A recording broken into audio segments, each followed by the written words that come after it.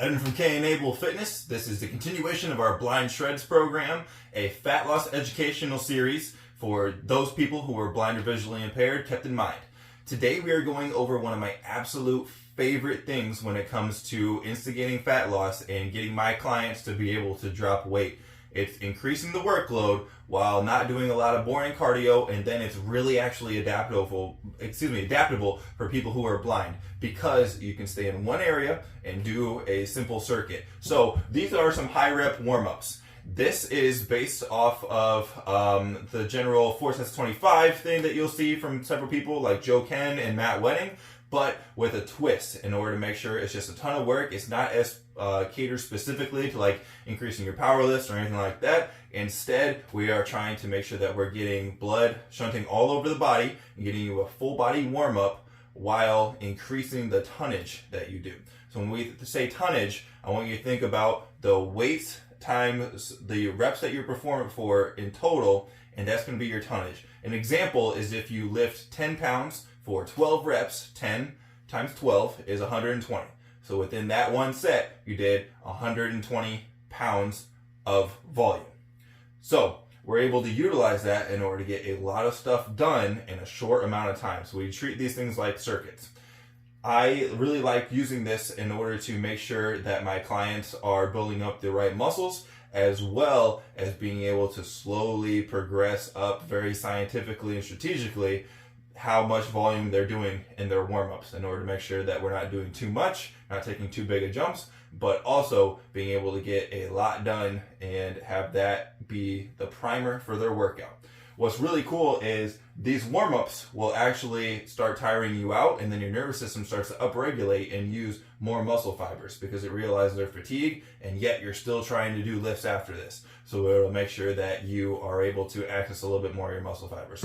So beginner program, this is how I like to start out people who are just starting to get back into shape and everything. It's going to be 3 sets of 25. So just 3 rounds of a circuit with 3 different exercises. And with this, I like to go a pressing motion, a pulling motion, and a lower body motion. You don't always have to do compound exercises, and a lot of times I advise that you don't do compound exercises, especially when starting out. So in this case, you could do like a cable tricep extension into a cable face pull, and then drop the cable down, and then go hopefully a little bit heavier on this, and then go to a glute pull through in between the legs with the rope. That way, think about that, you're able to stay in one place and just keep rolling, and you have a little bit of built-in rest while you're adjusting the weight and adjusting where the cable is at. So you roll through 3 straight rounds of 25 of that. We've got 75 reps each, and you're catering the weight towards the difficulty you need for each of those. I always encourage people to start super light with this stuff. It's going to seem like, oh, that was nothing, and then we can slowly progress these things up.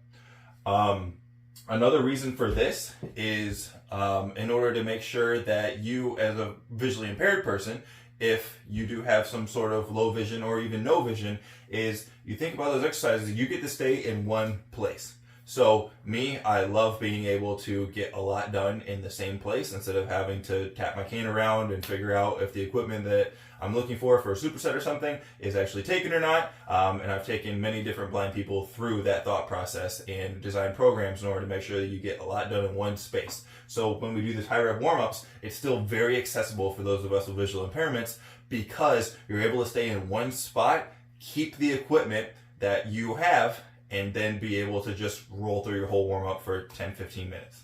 Okay, the kind of intermediate that I go with is, again, 3 sets of 25 with 3 exercises, but then you also throw in a core movement as well.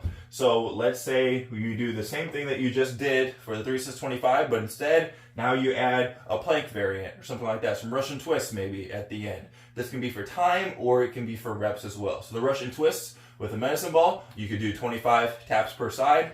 And if you go like the plank route, anything static, you can just go 20-30 seconds, something like that. Slowly build that up over time, or build in harder variations as well. Now when we get to our more advanced stuff, the 4 sets of 25 with 4 exercises, this is where we can really have some fun with it, go into some more compound exercises because you build up to that over time, and we can be able to really dose in some isolated stuff versus some stuff you really want to work on as well. this is where I'll put in like a lot of straight arm lat pull downs in order to get those lats bigger and wider, as well as be able to work on that core stability as a consequence of that. So you don't necessarily have to do the core movement at the end of this. Instead, you can use some more compound exercises and get this rolling as well. An example that we did at the gym the other day for the 3x25 was we did incline bench with light dumbbells, turned over, did chest supported row, and then stood up and did RDLs while the other person started on their bench work. Once you do all your 25 RDLs, then you got down on the ground, did a renegade row where you're in a push-up position on top of your dumbbells and row each up to you 6 times because we didn't want to go too crazy with that, and that's how we were able to dose in that. With the 4 sets of 25, we can go like pressing, pulling, lower body, and then something else that you really want to work on, mix in there. So if you're really trying to build up your triceps or something, you could go tricep extension, face pull, and then go to like an incline bench, have an incline bench sitting right there for you, or dumbbells in order to do some floor press, and then pop up, do RDLs, and then roll back through that. Notice the 2 tricep extension movements weren't next to each other. We don't want to go back to back. We want to have a little bit of rest so we get some more high quality there. Now, the magic in this system is, again, in the tonnage. Once you get up to this 4 sets of 25 with 4 exercises, that's 100 reps each, 400 reps total. So let's go through an example of how to progress this, and then you're going to understand how much a little bit of an increase makes such a huge difference to your body, and how if you keep slowly progressing this up, how you'll be a completely different monster like some of the other clients that I've run through this. So let's keep it simple. Let's go tricep extensions at 10 pounds on a cable machine. Okay. Face pulls is going to be the same thing. We'll keep that at 10 pounds as well, so you have to adjust the weight. And then let's say we lower the cable all the way down, and then we do some glute pull-throughs. Gonna have to go a little heavier on these. So let's just call it 40 pounds for now. And then another one of my favorite back movements is a cable bent over a row. Can really lock you in. You can even use that rope to stay in that neutral grip and hit lats and upper back really well at the same time. Plus, dial in that hinge position, keep the core nice and tight. So get a little bit of core built in there with these movements as well. So let's go with that. So we'll go bent over row on that cable stack as well. Notice how little transitions we have here. We're able to hit an upper body pressing, and we're able to hit 2 upper back movements in order to get that good shelf going, and then we have a lower body movement based upon that hinge as well to hit the hamstrings and the glutes. So a lot gets done in just these 4 exercises, and we hit the triceps, then the face pulls, then we drop the cable down, hit the pull-throughs, the bent over rows, raise the cable back up, and we just do a little weight changes in between there. So this is perfect for someone with a visual impairment because you just get to stay still and you just get to count the holes and the pins in order to make sure that you adjust your weight properly. And you can even, instead of thinking about 10 pounds, it's hole number 1. And instead of thinking about 4 pounds or 40 pounds, it could be like hole number 4, depending on the weight system that your gym has. But we don't have to think about it as poundages. We can think about it then as weight adjustments and what weight increase we have, how many holes we have in between the first weight and the second weight, something like that. I can talk all day about that, but let's keep moving to our progression. So what we could do with this is, once this becomes easy, call it less than a 5 out of 10 difficulty for the entire thing. Once you get done, you're like, oh, I could have done a couple more rounds of that. You bump up the weight for 2 movements, not all 4. If you're between like a 5 and an 8 out of 10, I would bump up the weights on just 1 movement. And then if you're an 8 out of 10, then I would leave it all alone. And what you want to do to strategize this is pick the movement that was the easiest and bump that up just a little bit. So what we want to do is, let's say the face pulls were really, really easy, right? Our triceps were lacking, but our face pulls were awesome. Instead of 10 pounds, we're going to bump that one up to 15 pounds. Now let's just think about just this 1 5-pound increase, what that does to our tonnage.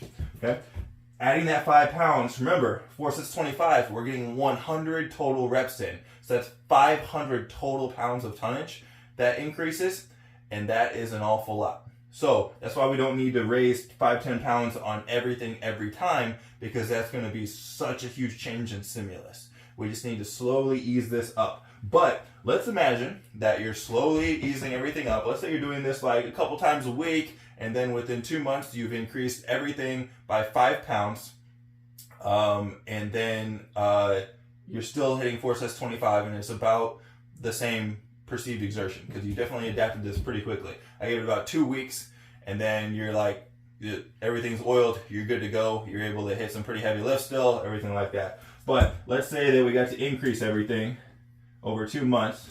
So we went from 10 pounds up to 25 pounds on the tricep extensions. The face pulls went from 10 pounds up to 25 pounds, 40 pounds up to 60, and then 40 pounds up to 60 on our pull throughs and our bent over rows. These are pretty mild gains. I would anticipate you're able to gain even more than that. I had a client, he put like 150% on, like 2.5 times what he was initially lifting on this system. He was able to increase that, and he was also losing a ton of weight. He lost about 80 pounds during that year, as well as getting way stronger at this stuff and everything else that he was working on as well. So this increase in tonnage, just between the first exercise, initially 10 to 25, that's another 1,500 pounds of volume in just that movement alone. So if we think about the totality of this, how much you get done differently over 2 months is wildly different. And if you, as a specimen, are able to be a machine that gets this much more work done, just as your warm-up within the same amount of time, then you know you're going to be way more capable of burning fat, getting a lot more work in, as well as being able to have the cardio ability to then burn more fat as well. A lot of times we get held back by our body's ability to actually metabolize that fat that we can pull out of our bloodstream. But all these exercises are going to pull out of different areas, and then you're going to be having the stimulus and the lactate buildup and everything like that in order to make sure that your body knows, hey, we need to be stronger, fitter, everything like that. So again, this is our 4x25s. I could talk all day about this, but I want to hear from you. If you have any comments, questions, anything like that, please reach out at caneenablefitness@gmail.com or check out the Facebook page. If you want way more information, access to exclusive discounts for different programs, everything like that, and a lot of more up-to-date news, sign up for our newsletter. Just go to our website, caneenablefitness.com, scroll down in order to sign up for the newsletter. And please send some comments again if you have any questions about this 4x25 thing. I am going to shoot another video of me running through one of these full body warm-ups out in our barn as a primer for the cut that I'm on right now. And if you want to stay up to date with more of the Blind Shreds program, make sure to stay tuned to everything I just talked about in order to get a lot more information about exercise and nutrition, especially catered toward those of us who are blind or visually impaired.